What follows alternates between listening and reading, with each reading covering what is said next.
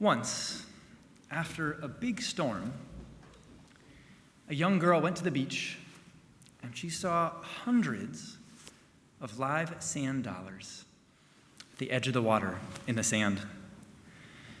The tide was going out and it was already a warm day. The young girl knew that if the sand dollars stayed out there in the sun, they would dry out and they would die. And so, very carefully, she bent down and grabbed a sand dollar in one hand, and bent down and grabbed a sand dollar in the other, and took them and walked into the water, beyond the waves, and placed them. And then she walked back, grabbed 2 more sand dollars, took them back out into the water, and continued to do this. And as this was happening, an older man was walking by on the beach.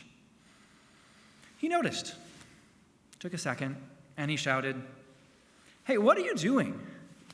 There are thousands of sand dollars here on the beach. You know that you can't possibly make a difference to them." The young girl clearly heard what he said, bent down, picked up 2 more sand dollars, brought them back to the water. Finally, she turned around and she said to the man, "I made a difference to those 2. I know this story might be a little cliche, but I'm here to argue that its message is true.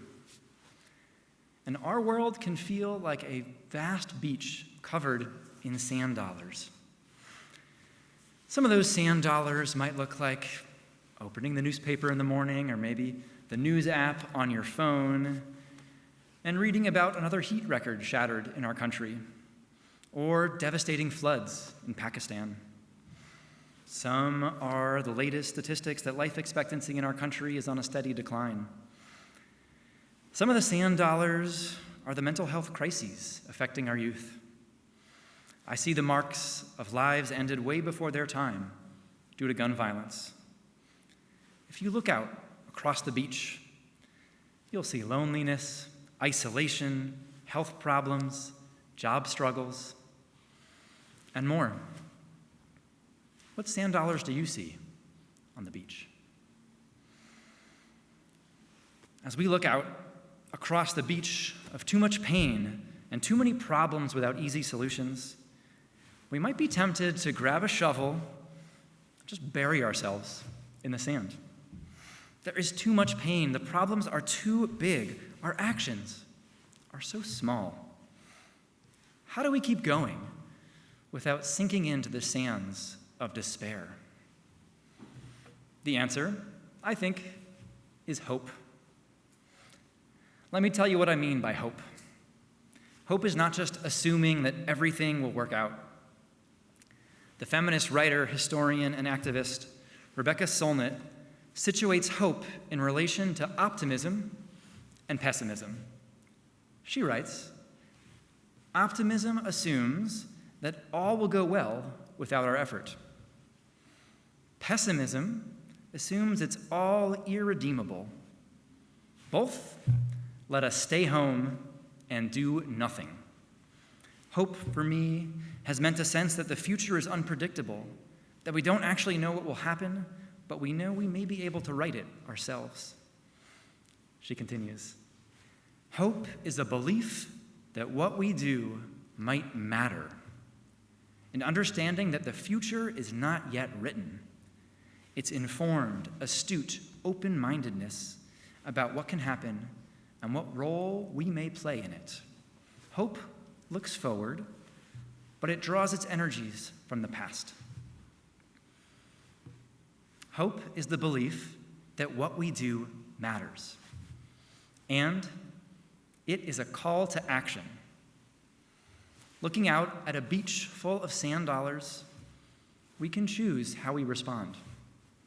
We can bury ourselves in the sand, or we can respond with hope. We could respond with despair. The girl on the beach could have easily said, "There are too many sand dollars for me to throw back into the sea," and just given up. and she wouldn't have been wrong. We live in a troubling world. I recently read a story in the Seattle Times of a woman from Boise, Idaho. She was in need of an abortion, but as you may know, Idaho has done everything in its power to outlaw abortions. Idaho passed a law similar to one in Texas, where individuals can report an abortion and receive a $20,000 bounty. As a result, this woman took a taxi 315 miles to Oregon, where she could get an abortion. The taxi fare alone cost $1,200. This is the world we live in. A world where over 1 million people in our country have died from COVID. 6.5 million people have died worldwide. To respond with despair feels almost logical. These problems are enormous. This pain is vast. Each of us are minuscule in stature and possess limited power. What can we really do? What change can we actually make? And so we might cover ourselves in the sands of despair. Or we might pretend that everything is okay. We might accept the beach as inevitable. Or we might avoid going to the beach altogether and instead hide our faces behind the glow of a screen. Our history as Jews is full of circumstances that might have induced despair. One such story comes right from the Torah. Whereas we as a community tomorrow will read the binding of Isaac, many other Jewish communities save that reading for the second day of Rosh Hashanah. Instead, tomorrow they read the preceding chapter, Genesis 21. This chapter includes the birth of our ancestor Isaac. After his birth, we read the story of Hagar, Sarah's handmaid and the mother of Abraham's first child, Ishmael. Hagar is Egyptian, and her name literally means the stranger or the immigrant. She lacks power and agency. After the birth of Isaac, Abraham and Sarah send Hagar out into the wilderness. We read in the Torah, the next morning, Abraham took some bread and a skin of water and gave them to Hagar. He placed them over her shoulder together with the child Ishmael and sent her away.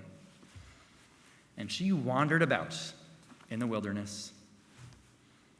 When the water was gone from the skin, she left the child under one of the bushes, and she went and sat at a distance. For she thought, "Let me not look on as the child dies." And sitting at a distance, she burst into tears. This too is our world. We feel abandoned in the wilderness. We lack the water to sustain our bodies and our souls. Our future seems bleak. But our ancient rabbis understand this story differently. In a midrash, a rabbinic interpretation of this text, they note the word used for bush is the same word used for conversation earlier in the text. Making that substitution, Hagar does not leave Ishmael under a bush. Rather, she leaves him in the place she previously conversed with angels. In this bleak circumstance, Hagar does not give in to despair, nor assume that things will work out. She acts with hope, the hope that God would help her, just as God had previously done. And the next verse reads, God heard the cry of the boy, and a messenger of God called to Hagar from heaven and said to her, "What troubles you, Hagar? Fear not, for God has heeded the cry of the boy where he is." And a few verses later, God shows Hagar a well of water, and they are saved. Throwing the sand dollars back takes courage, and it takes hope. Hope looks like the story Rabbi Hugo Grin tells about Hanukkah in the bitter cold winter of 1944 in a miserable Nazi concentration camp called Liberos in Silesia. As he tells it, "From our less than meager rations, we saved our margarine. From bits of wood carved out bowls for oil lamps, and out of blanket and uniform threads fashioned wicks of a sort. And then, on the first night of Hanukkah, in our crowded barrack room, the melted fat in its place, we sang the blessings about God's miraculous saving power. And then, disaster. Margarine doesn't burn. It just fizzled out. I protested at the waste of food. I burst into tears. My father, who also saved his rations, and whose idea the celebration was in the first place, and without whose support I would certainly not be alive to tell this tale, tried to comfort me. You and I, he said, have seen that it is possible to live as long as 3 weeks without food. We once lived almost 3 days without water. But you cannot live properly for 3 minutes without hope. Rabbi Grin is not the only Holocaust survivor who expressed the essential role of hope. Elie Wiesel, the famous political activist, Nobel laureate, and author, said, "One must wager on the future. I believe it is possible, in spite of everything, to believe in friendship in a world without friendship, and even to believe in God in a world where there has been an eclipse of God's face. Above all, we must not give in to cynicism. To save the life of a single child, no effort is too much. To make a tired old man smile is to perform an essential task. To defeat injustice and misfortune, if only for one instant, for a single victim, is to invent a new reason to hope," he writes. "Just as despair can be given to me only by another human being, hope too can be given to me only by another human being. Humankind must remember too that, like hope, peace is not God's gift to God's creatures. Peace is a very special gift. It is our gift to each other. For the sake of our children and theirs, I pray that we are worthy of that hope, of that redemption, and some measure of peace," he writes. As we celebrate the birthday of the world and enter this new year today on Rosh Hashanah, we have the opportunity to give ourselves and each other the gift of hope. Not the belief that things are just going to work out, but a hope of action, knowing that our future will only come if we make it. I've been following a blog entitled Post Secret for a long time now. People anonymously mail in postcards on which they have written secrets they've shared with no one. One struck me this summer. I work at the mall. The first customer of the day was looking over our chocolate display and asked me what kind I liked. This is not unusual. Customers usually ask me to help them decide. I finished ringing her up, and she handed me the chocolate, telling me she got it for me. I stood there, holding it, and didn't know what to do and was trying so hard not to cry. Someone commented on the post, writing, "Pretty sure if someone handed me chocolate like that, I would cry too. Some days are like that. Once someone paid for me in the drive-thru, and I broke down in tears. It was a simple pay-it-forward gesture, but little did they know I was on my way home from my brother-in-law's funeral. You never know what people are going through, but you can always choose to be kind." I'm not saying that little acts of kindness take the place of collective action, of systemic change, of voting and donating and fighting for what is right. But they're a good place to start. Little acts of hope make all the difference. If those sand dollars could talk, they would say the same. Shana Tova.